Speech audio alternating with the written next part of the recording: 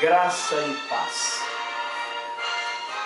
Uma realidade que eu descobri, que quando nós estamos diante de um conflito, quando nós estamos diante de um problema muito sério, o que nós acabamos fazendo?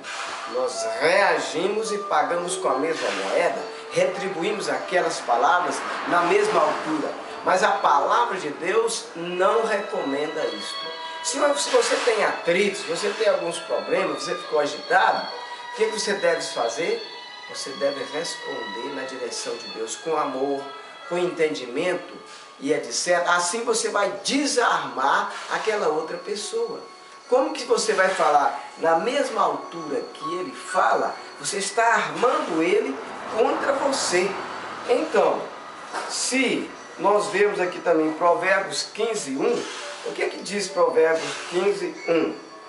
Fala assim, que a resposta branda desvia o furor, mas a resposta dura suscita a ira. Aquela resposta dura, aquela resposta objetiva não opera a justiça de Deus naquela hora. Sabe qual a justiça que opera naquela hora?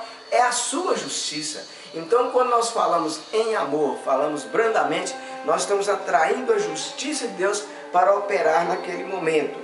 Nós temos também aqui na palavra, Tiago 1:19 e 20.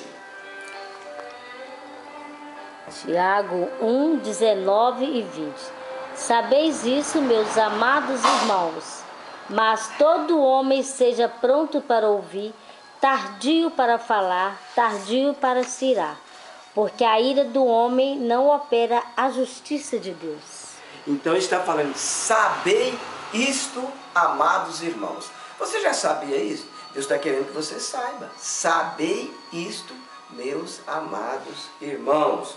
Mas todo homem seja pronto para ouvir, tardio para falar, tardio para irar-se. Mas nós não somos tardios, nós queremos agir na nossa força, opera então imediatamente a nossa justiça, nós queremos resolver com a nossa justiça, mas na Bíblia fala que a nossa justiça, como trapo de imundícia, vai dar em nada aquilo que nós estamos fazendo. Então, porque a ira do homem não opera a justiça de Deus. Porque a ira do homem não atrai a justiça de Deus naquele momento. A ira do homem não produz. Quer ouvir? Essa palavra é muito interessante, palavra-chave. A ira do homem não produz a justiça de Deus. O que vai produzir a justiça de Deus naquela hora? É quando você fala em amor, quando você fala em compreensão, quando você fala dentro da vontade de Deus. Você vai quebrar aquela pessoa. Você vai convencê-la, mas de acordo com a justiça de Deus. E isso é fazer ponte. Isso é fazer ponte. Um caso que eu vi contar o seguinte, que um homem, dois irmãos estavam tendo atrito demais. No meio, entre eles no terreno, tinha um córrego. E ele estava tão nervoso, nunca mais quero ver meu irmão. Chegou alguém lá, ele contou aquilo para ele e falou que você podia fazer para mim um muro? Ele falou assim, perfeitamente. Aí ele disse assim, então você faz para mim um muro, que eu não quero saber do meu irmão mais. Vou até viajar. Quando eu voltar, quero ver pronto. E ele viajou. Quando ele voltou, sabe o que aconteceu? Quando ele voltou, ao invés de um muro, tinha uma ponte. E ele levou um susto tremendo e foi andando naquela ponte, andando. Quando o irmão dele viu, veio andando e foi aquele abraço, aquela alegria, aquela união. Então, eles falaram com o rapaz, mas que coisa boa, você não podia sair daqui. Fica conosco. Ele falou assim, eu preciso ir embora, porque eu preciso de construir muitas pontes ainda.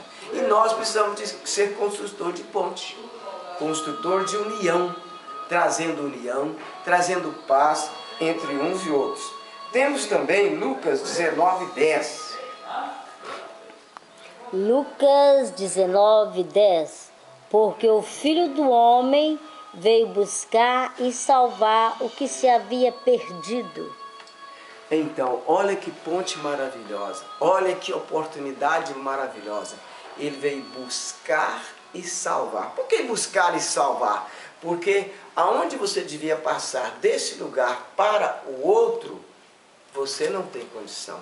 você não passa com a sua justiça, você não passa com a sua bondade, e Jesus veio para te buscar e te salvar, para você passar para o outro lugar, porque o outro lugar tem vida. No outro lugar só opera a justiça de Deus.